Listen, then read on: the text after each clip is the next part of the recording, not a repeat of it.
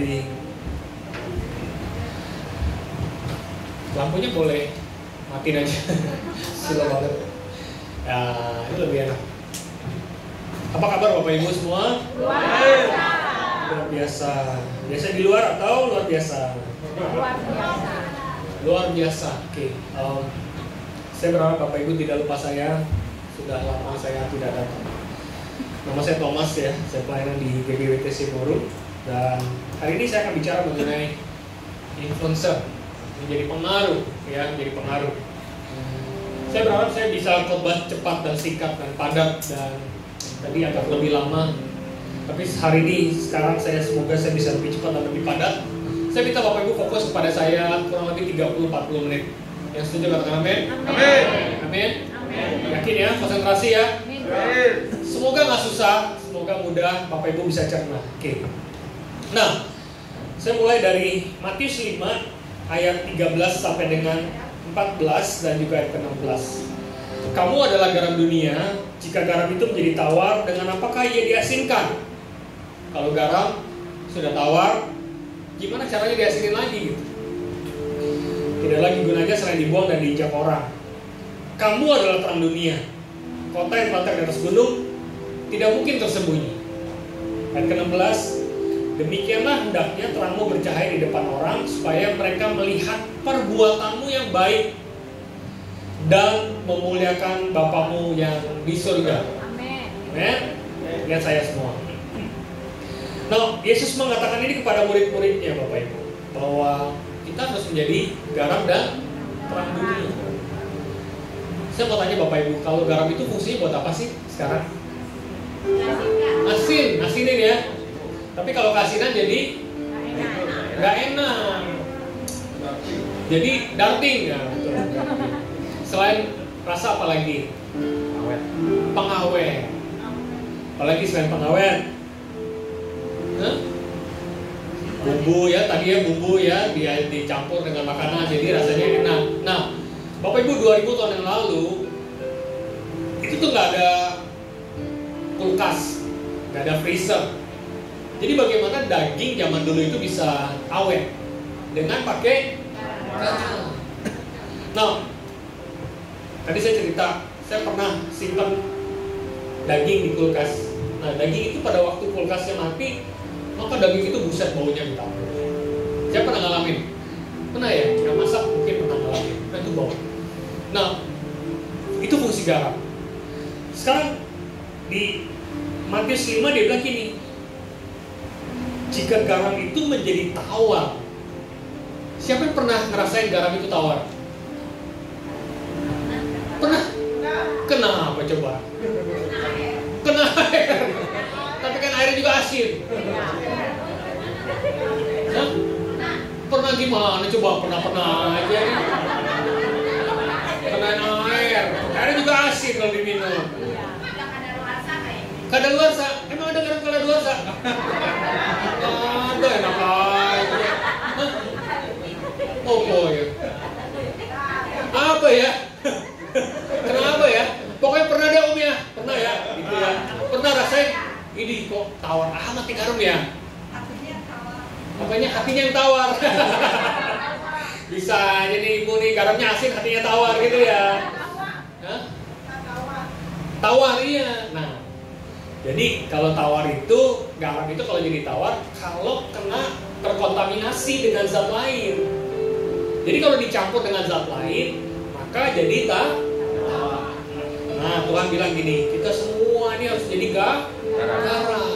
Tapi karena terkontaminasi dengan sosial media lah, dengan tetangga yang flexing lah, dengan orang-orang yang wih hebat ya, jadi iri hati lah, terus dikata-katain, diinjak-injak, dimalu-maluin, dibully, kemudian sakit hati lah.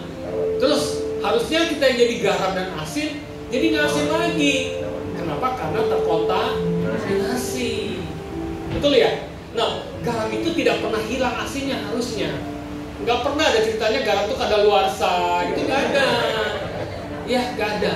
Garam itu selalu asin, tetapi bisa tawar kalau terkontaminasi dengan zat lain. Nah, hari ini Bapak Ibu semua, Tepuk sebelah kirimu, bilang jangan terkontaminasi. Jangan terkontaminasi. Ya, sebab kalau terkontaminasi, maka kita jadi tawar, udah gak jadi asin lagi. Nah sekarang Bapak Ibu, jangan heran kalau dunia kita sekarang ini semakin rusak, busuk, semakin gak bener. Kenapa? Karena kita ini kurang menjadi garam buat dunia. Tadi daging kalau gak ada garam jadi busuk, betul gak? Jadi jangan nyalain kalau dunia ini jadi busuk, karena kita kurang menjadi influencer, karena kita kurang menjadi garam dunia.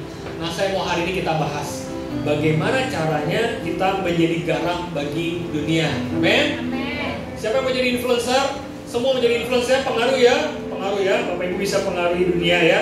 Nah bagaimana cara pengaruhi dunia? Ayat ke-16, hendaklah terangmu bercahaya di depan orang, supaya mereka melihat apa?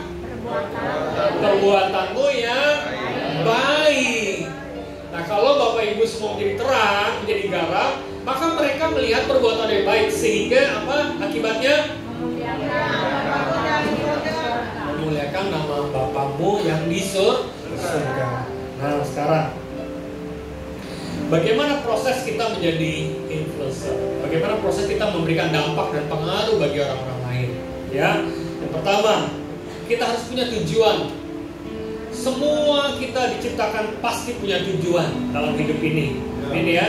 Amin. Bapak Ibu tidak ngebrojol dari mami kita tanpa tujuan apa-apa. Selalu kita punya tujuan dari Tuhan.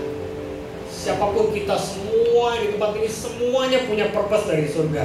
Turun dalam hidup kita. Nah, kalau satu produk itu bagus produknya, misalnya kayak handphone gitu ya, bagus ya. Maka handphone ini kalau bagus dan memberikan solusi bagi orang lain dan jadi berkat orang lain, maka handphone ini terkenal nggak? Terkenal. Karena dia bantu orang lain, betul nggak? Karena dia bisa nolongin orang lain, maka dia terkenal. Nah, kalau handphone ini terkenal, maka yang punya handphone, perusahaan yang punya handphone ini juga ikut terkenal. Sehingga kalau kita mau menjadi influencer, kalau kita mau jadi pengaruh, maka firman Tuhan dikatakan bahwa kita harus punya tujuan dan melakukan perbuatan-perbuatan yang baik. Sehingga kalau kita melakukan perbuatan yang baik, maka kita bisa berkati orang lain. Kita bisa menjadi solusi orang lain. Sehingga gak heran orang yang melakukan solusi, memberikan berkat orang lain, hidupnya pun akan dikenal orang-orang lain. Amin. Nah, hidupnya dikenal orang lain, maka Bapa di surga pun juga yang menciptakan kita juga ikut terkenal. Sehingga memuliakan Bapamu yang ada di surga. Ya, nah jadi kita mesti punya tujuan. Jelas tujuan hidupmu adalah menjadi berkat buat orang lain. Ya. Nah yang kedua, kalau Tuhan sudah kasih tujuan, maka Tuhan akan kasih kekuatan untuk mengelola. Artinya apa? Kalau Tuhan sudah kasih tujuan, visi dalam hidup kita, maka Tuhan akan menyediakan yang kita perlukan untuk mencapai visi tersebut. Gak katakan amin nih. Amin. Amin ya. Amin. Pasti. Kalau Tuhan bilang, kamu siapa namanya? Hah? Yohana. Yohana, kamu ke Surabaya. Pak Yuda suruh kamu pelayanan di Surabaya. Misalnya, ya Pak Yuda ya. Amin ya. Oh, jangan Surabaya, kecilan om. Enggak. Jangan. Ke Singapura ya, pelayanan di Singapura ya. Amin. Katakan amin dong. Jadi WL di Singapura ya. Kamu nggak katakan amin sih. Amin ya. Pak Yuda bilang, kamu tolong ke Singapura ya, kamu melayani satu gereja besar di sana, kamu jadi worship leader di sana karena suara kamu bagus. Amin. Tujuannya ke Singapura. Kira-kira Pak Yuda biarin aja nggak dia nggak kasih ongkos? Gak mungkin lah. Yohana tenang-tenang aja kalau nggak dikasih ongkos, diam-diam aja. Kok kamu nggak pergi? Oh, tiketnya mana? Hotelnya mana dong? Masa pakai duit sendiri? Kan om yang suruh, bener ya? Jadi Pak Yuda harus kasih ongkosnya. Nah, kalau kita semua di tempat ini punya tujuan yang jelas dari Tuhan, maka Tuhan siapin ongkosnya nggak? Pasti siapin. Amin. Tuhan kasih ongkos, Tuhan kasih akomodasi, Tuhan kasih segala yang kita perlukan untuk kita sampai tujuannya. Amin. So, oleh karena itu Ulangan 8 ayat 18. Tapi apakah Tuhan kasih duit?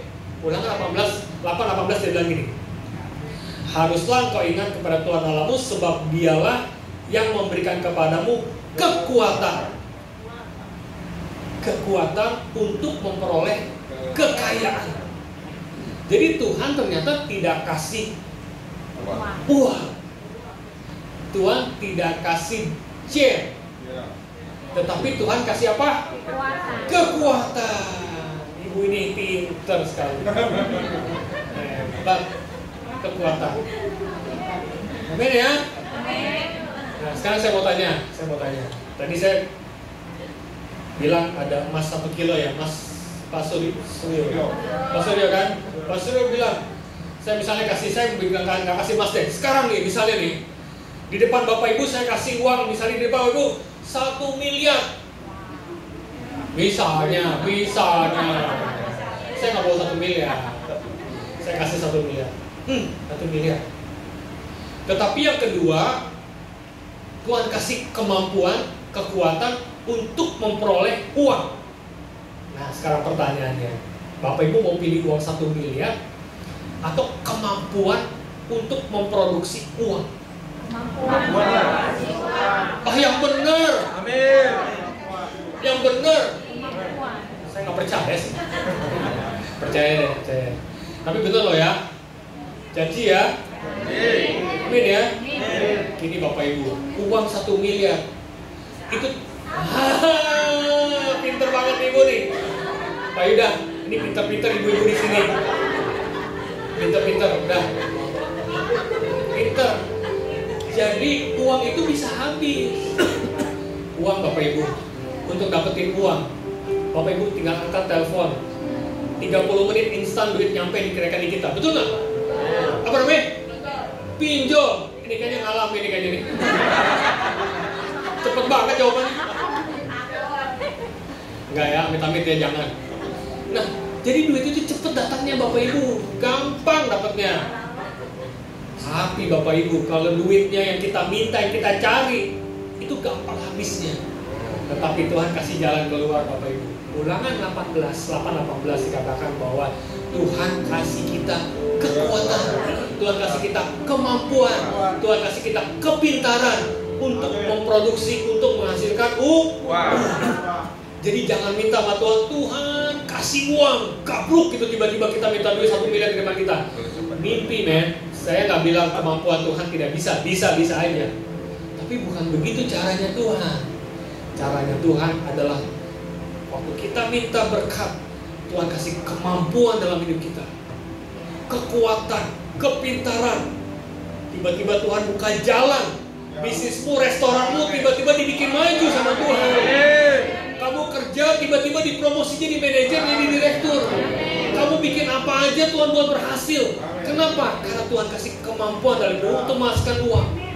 Jadi uang kamu gak usah pikirin. Yang kamu cari adalah kemampuan untuk mengelola, stewardship. Itu yang diperlukan dalam hidup kita. Amin. Jadi jangan cari kekayaan. Bilang si kiri kanan, jangan cari kekayaan. Tepuk lagi, cari kemampuan. Cari kekuatan. Maka Cien, tangannya begini coba. Datang dengan sendirinya. Tuhan, amin. Minta kemampuan dari Tuhan. Nah, kalau Tuhan kasih tujuan, Tuhan kasih kemampuan, maka nggak heran orangnya itu maka dia akan berbuah banyak, pasti. Karena ciannya udah banyak, dia nggak cari cian lagi, dia cari kemampuan. Dia bertumbuh di dalam Tuhan, dia pakai hikmahnya Tuhan, dia pakai kemampuan dari Tuhan, dia berjalan bersama dengan Tuhan. Bahkan dia waktu uangnya banyak, dia nggak telan sendiri, tetapi dia berbuah banyak dan berbuah lebat, dan buahnya ranum, harum, segar, dan dinikmati oleh orang lain. Bapak Ibu pernah lihat nggak buah pohon ya? Itu dia tiba-tiba rantingnya ngambil buahnya, dia makan sendiri buahnya. Nggak Gak ada Bapak Ibu. Gak pernah ada pohon makan buahnya sendiri. Gak pernah ada. Tetapi pohon yang baik adalah pohon yang menghasilkan buah. Dan buahnya itu untuk orang lain. Nah Bapak Ibu lihat, pohon itu tidak hanya bisa menghasilkan satu buah. Jangan. Karena kalau menghasilkan satu buah, maka dia akan tertutup dengan daun-daun yang lain. Maka orang nggak tahu itu pohon apa. Sehingga pohon itu harus banyak. Sehingga orang bisa tahu, ini pohon mangga, ini pohon durian, ini enak buahnya, ini enak banget nih. Wah, pohonnya keren banget.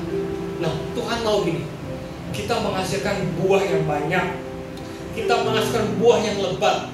Tapi saya mau kasih tahu Bapak Ibu, untuk menghasilkan buah yang banyak, itu juga perlu kerja keras.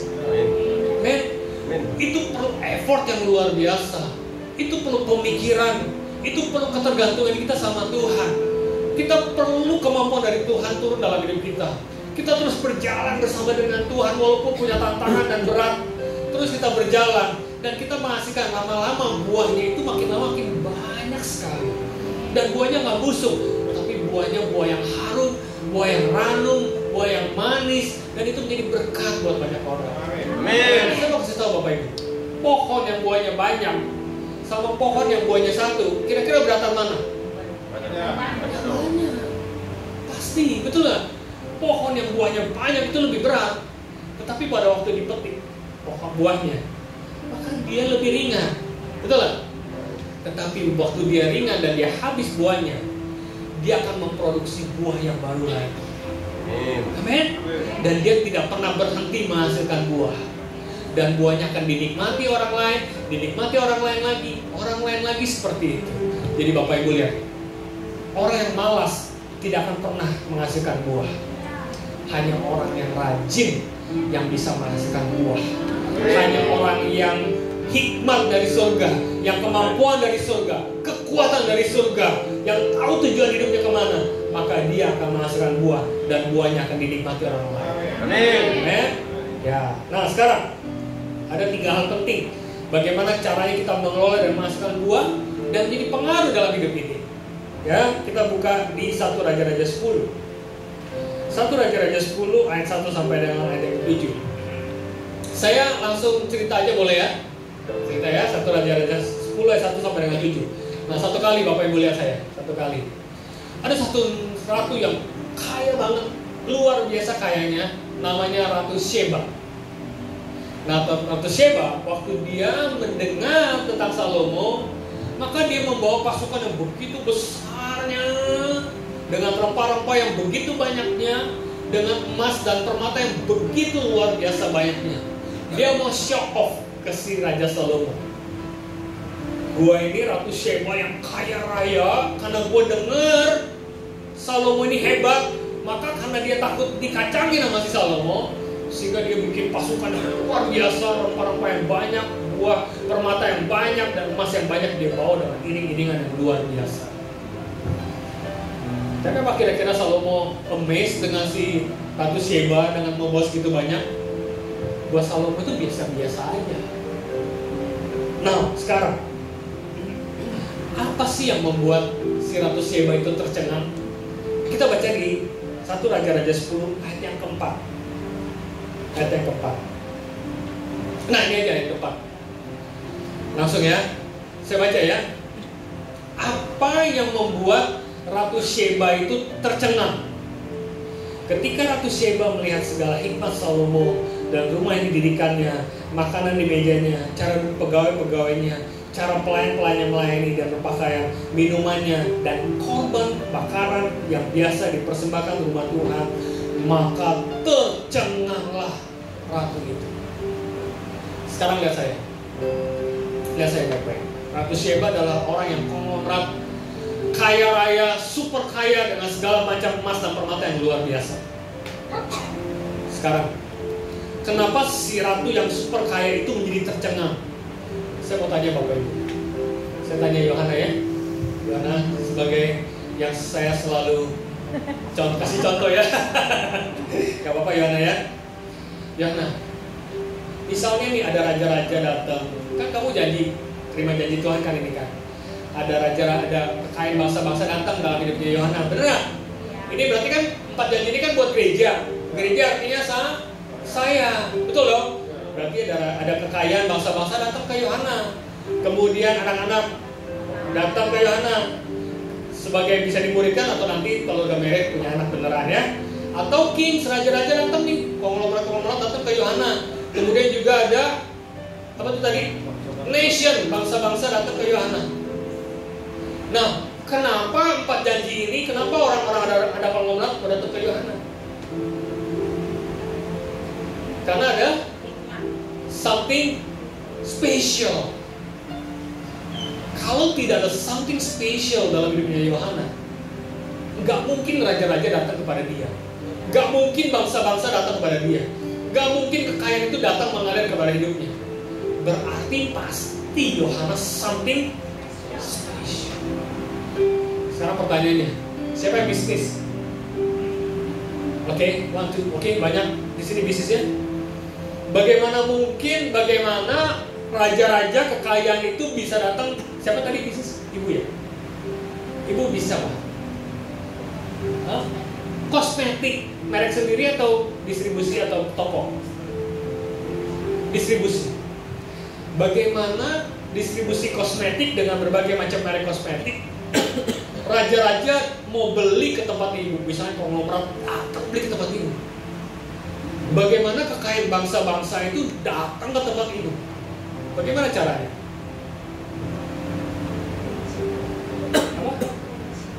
Harus promosi. Bisa jadi harus ada something special sehingga orang mau bertransaksi dengan kita. Siapa yang buka restoran? Makanan habis? Gak apa-apa, ibu mesti bilang saya punya restoran yang besar. Gak amin ibu. Karena nanti saya akan bilang kenapa Mbak Ibu mesti ngomong saya punya restoran yang besar. Amin ya. Sekarang belum besar Om, bentar lagi besar. Bagaimana yang sekarang belum besar? Ada kekayaan bangsa-bangsa datang beli belanja ke ibu. Kemudian raja-raja datang semua belanja ke ibu. Bagaimana anak-anak datang belanja ke ibu. Bahkan dari Eropa, dari Amerika mau datang belanja ke Cilegon dan belanja di restoran ibu. Berarti harus ada sesuatu yang spesial. Sehingga si bangsa-bangsa itu, si raja-raja itu, si konglomerat itu yang punya duit, customer kita, pelanggan kita, mereka dibuat tercengang.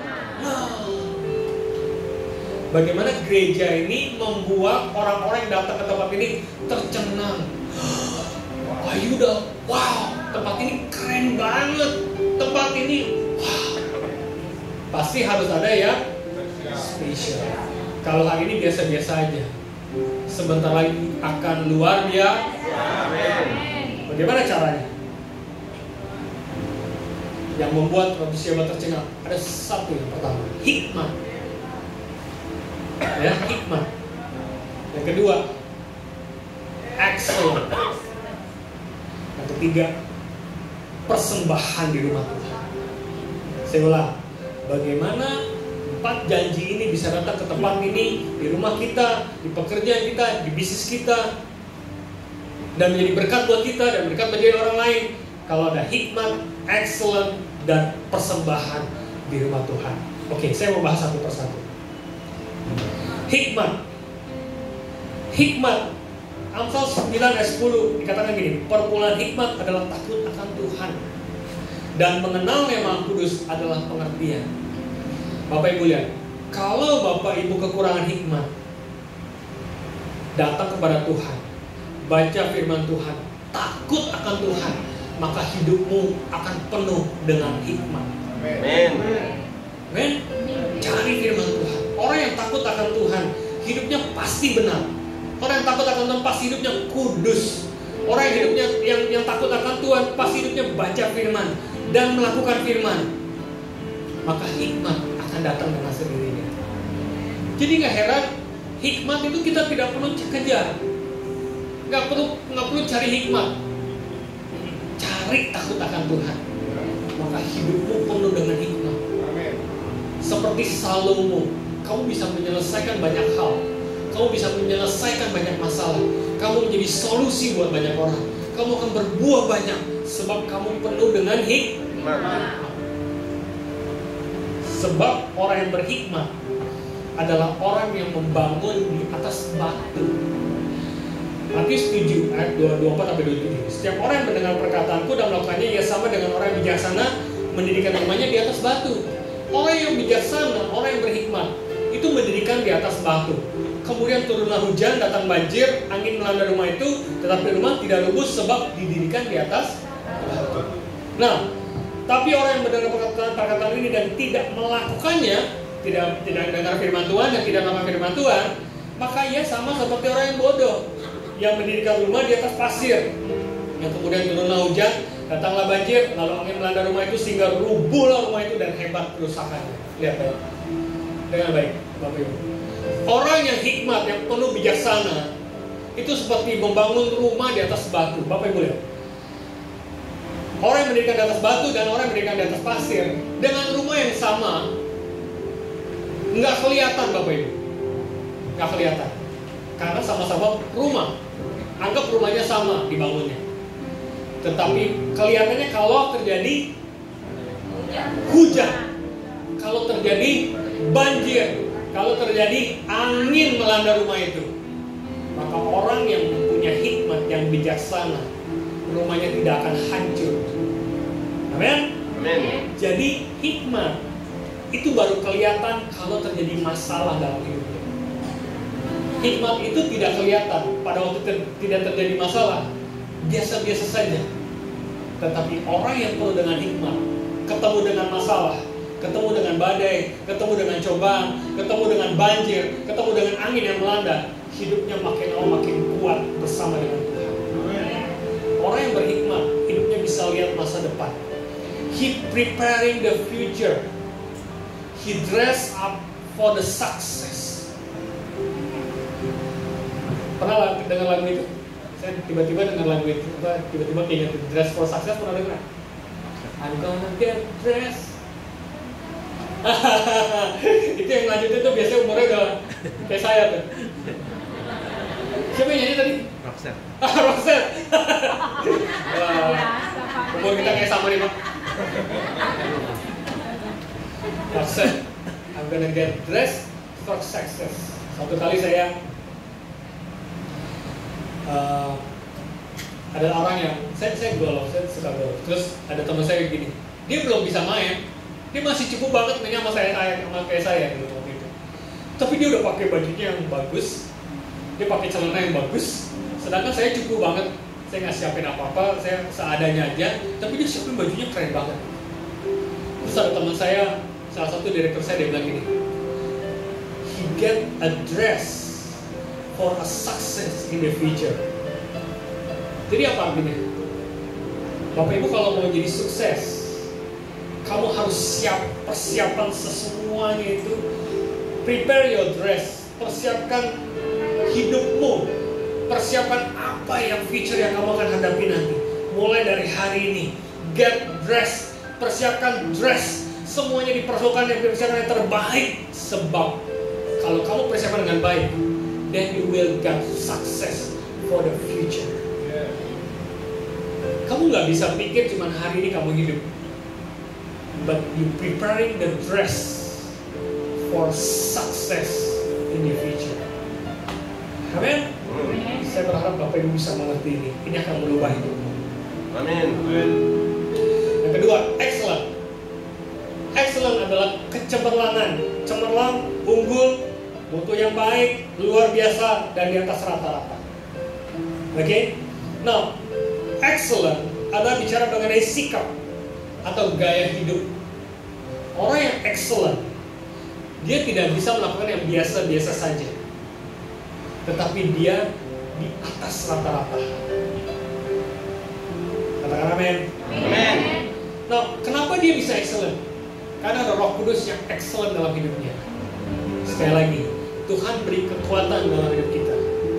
Melalui siapa? Roh Kudus yang excellent ada dalam hidup kita. Dan kalau Tuhan ada yang excellent ada di dalam hidup kita, so apapun yang kita lakukan harusnya pun juga excellent. Contoh ibu yang punya restoran besar hari ini. Masakan apa, Bu? Hah? Risoles. Yang mau beli risol silakan. Sekarang promosi. Ya, oke. Nah, sekarang risol. Ibu produksi atau beli doang? Bikin sendiri. Wah, ini lebih bikin sendiri, lebih keren banget. Nah, orang yang excellent. Ya Bu ya, ini saya kasih masukan ya Bu ya. Maka dia memperhatikan adonannya. Bukan cuma adonan, dia memperhatikan rasanya. Nggak cuma asal bikin, yang penting kejar number aja, yang penting dapetin omset, profit, udah lumayan, udah selesai gitu kan. Belum tentu orang balik lagi. Nah, orang yang excellent, maka dia akan memperhatikan semuanya, termasuk packagingnya, termasuk cara jualnya, termasuk di tempat mana aja dia jual, bagaimana cara dia menjual, warna apa packagingnya, bagaimana berapa menit masakannya, berapa lama dia harus panggang, pakai bahan apa aja yang harus disiapkan, berapa ongkosnya, berapa profitnya, berapa harga jualnya, bagaimana kompetitornya, berapa jauh kompetitor dekat dia, dan lain sebagainya. Itu bicara mengenai excellent. Nah, kalau Bapak Ibu bisa memperhatikan ini secara detail, maka hidupmu penuh dengan excellent. Itu gaya hidup. Maka hidupmu tidak akan pernah kekurangan. Excellent is attention to detail. Bapak Ibu lihat, saya akan sedikit apa yang saya lakukan ya. Saya berharap Bapak Ibu bisa dapat ini. Sebab kalau Bapak Ibu excellent menghasilkan sesuatu yang baik dalam hidupmu, yang ada di dalam tanganmu, maka promosi akan datang dalam hidupmu sekarang juga. Hidupmu nggak jauh dari promotion. Hidupmu nggak jauh dari berkat. Pasti Bapak Ibu. Kalau hidupmu mengatur semuanya dengan baik semuanya, sesuatu yang kecil kamu bisa kelola dengan baik, maka hidup kamu jadi besar. Saya barusan bilang sama Mas Yuda, Pak Yuda, kalau kita dipercaya sesuatu yang kecil dan kita kelola dengan baik, termasuk pembukuan kita, perpajakan kita, termasuk cost COGS-nya kita, vendornya yang mana aja kita mesti beli, pajaknya, perpajakannya, orang-orang yang kita perhatikan yang kerja sama kita secara detail dengan setia, walaupun berat, nggak mudah, saya kasih tahu nggak mudah. Bapak Ibu yang bekerja juga secara detail kamu melakukannya dengan baik, attention to detail, maka hidupmu nggak jauh dari promosi. You will get a promotion. Sebab orang yang memperhatikan detail, maka biasanya hidupnya cemerlang dan unggul dan di atas rata-rata. Sehingga waktu kita memperhatikan hal yang kecil, maka kita bisa menjadi besar. Saya punya teman gini, dia bisnis alat musik, udah puluhan tahun Pak, pelanggannya banyak, tetapi dia pembukuannya berantakan. Dia tidak tahu bagaimana memanage secara detail. Dia tidak quote-unquote pajaknya diapa-apain sama dia, tidak transparan, sehingga bisnisnya itu tidak bisa menjadi besar. Segitu-segitu saja tokonya. Saya memulai satu bisnis. Di awal yang omsetnya kecil, saya mulai dengan perpajakan yang benar, dengan cara yang benar, dengan orang-orang yang benar. Dan saya perhatikan pembukuan saya perhatikan detail Bapak Ibu. Suatu kali saya diperiksa pajak, dia cari kesalahan saya dan tidak menemukan satupun kesalahan. Sebab perpajakan saya bagus banget, transparan seperti akuarium. Nah, kalau kita bisa melakukan itu dengan baik, maka bisnis kita yang Tuhan percayakan makin lama makin besar. Kita tidak takut lagi menjadi besar. Orang yang tidak transparan, dia akan sulit menjadi besar sebab dia takut kalau besar dia akan diperiksa pajak. Benar ya? Yes. Tetapi kalau kita melakukan kebenaran hidup ini, hal yang detail kita perhatikan, maka hidupmu akan menjadi besar. So that's why Lukas 16 ayat 10, barang siapa setia dalam perkara kecil, setia ya, ia juga setia dalam perkara-perkara yang besar. Kalau kita setia dalam hal yang kecil, dalam bikin resource doang, packagingnya, cara jualnya, rasanya, bumbunya, I don't know, mungkin sambalnya, promosinya di sosial media, mungkin dan lainnya, ibu kerja dengan detail dan benar, perpajakan juga bayar pajak, jangan lupa jual resource bayar pajak loh Bu ya. Kalau ibu lakukan dengan setia, gak heran suatu saat resellermu itu akan sampai seluruh Indonesia. Bangsa-bangsa akan datang beli reseller. Raja-raja akan order ibu beli reseller. Amin. Anak-anak akan datang dan kekayaan bangsa-bangsa akan datang beli reseller. Jadi jangan heran reseller itu yang sekarang mungkin ibu malu-malu ngomongnya.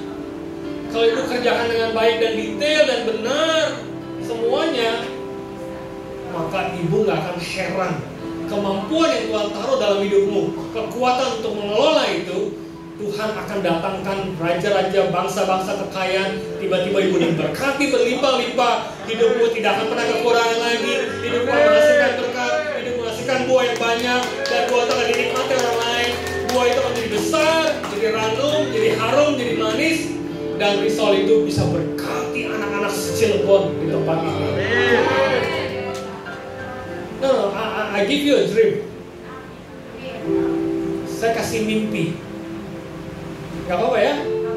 Gak apa-apa ya? Saya kasih mimpi. You have to get a dream. Bapak Ibu mesti dapetin mimpi yang dari Tuhan. Tujuan. Oh, I have so much dream dengan istri saya. Kemarin saya ke jalan-jalan sama istri saya. Saya nggak banyak jalan-jalan, tapi saya discuss pagi, sore, malam dengan level komunikasi yang we have a plan, so much plan. Dan hari ini saya nggak kebayang Pak Ida, tapi suatu saat saya akan tahu mimpi-mimpi yang bersama dengan Tuhan itu akan tercapai bersama. Amin. Don't stop the dream. Punya mimpi yang besar. Amin. So you must sweat for the small stuff. Kita harus memperhatikan hal-hal yang detail. Yang terakhir, yang ketiga, jadi bagaimana sih Ratu Sheba itu tercengang pada Salomo? Satu, hikmah. Yang kedua, excellent. Sekarang yang ketiga, persembahan di rumah Tuhan. Ketika kita menjadi hidup kita menjadi persembahan yang hidup, yang kudus, dan yang berkenan di hadapan Tuhan, maka kita menjadi persembahan yang sempurna bagi Tuhan. Hidupmu tidak lagi dilihat hidupmu sendiri, tetapi hidupmu dilihat engkau, kita semua adalah milik kepunyaan Tuhan. So that's why gak heran ayat yang pertama, ketika Ratu Negeri Sheba mendengar kabar tentang Salomo, bukan cuma terkenalnya Salomo, tapi juga berhubung dengan nama. Jadi yang terkenal bukan cuma Salomo, Bapak Ibu. Ratu Sheba datang, tetapi Ratu Sheba mau kenal Salomo yang dihubung-hubungkan dengan nama Allah, nama Bapa. So, kalau kita diberkati Tuhan, jualan risol, bukan cuma ibu ini yang terkenal, tetapi Tuhan dan orang-orang lain akan ngomong, itu loh ibu yang di Cilegon itu tuh anak Tuhan itu loh yang jualan risolnya ribuan biji per hari. Itu tuh anak Tuhan itu. Kenapa? Karena dihubung-hubungkan dengan nama Tuhan. Karena hidupmu memberikan persembahan yang hidup yang sebenar, yang kudus dan berkenan di hadapan Tuhan. So gak heran offering persembahan yang baik bagi Tuhan di tempat yang kudus, itu nama Tuhan akan dipermuliakan. Roma 12:1. Karena itu saudara-saudara, demi kemurahan Allah, Aku menasihati kamu supaya kamu persembahkan tubuhmu sebagai persembahan yang hidup, yang kudus, yang berkenan. Itu adalah ibadah yang sejati. Amin. Amin. Pertama, hikmat. Hikmat apa? Takut akan Tuhan. Baca firman, lakukan firman, hidup benar, hidup kudus di hadapan Tuhan. Yang kedua, excellent. Excellent bicara mengenai gaya hidup, sikapmu. Bahwa kamu memperhatikan dengan detail. Sebab waktu kita percaya dalam perkara-perkara kecil, maka Tuhan akan berikan perkara yang besar dalam hidup kita. Amin. Ketiga, offering. Yang terakhir.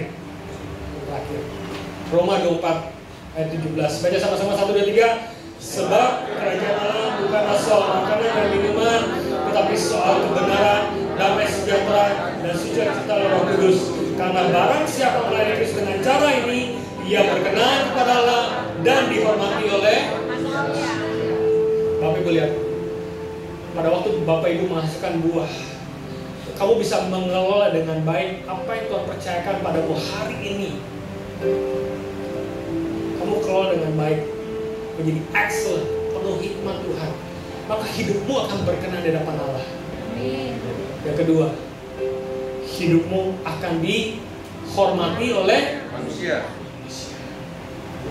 Sehingga waktu hidupmu dihormati oleh manusia, kekayaan anak-anak, bangsa-bangsa, dan raja-raja akan datang dalam hidup kita.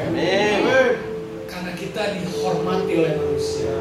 So that's why orang yang dihormati manusia adalah menjadi influencer bagi orang lain. Hidup kita akan menjadi pengaruh buat orang lain. Dan nama Tuhan dipermuliakan. Amin. Amin. Mari kita berdiri. Beri kemuliaan buat Tuhan ya.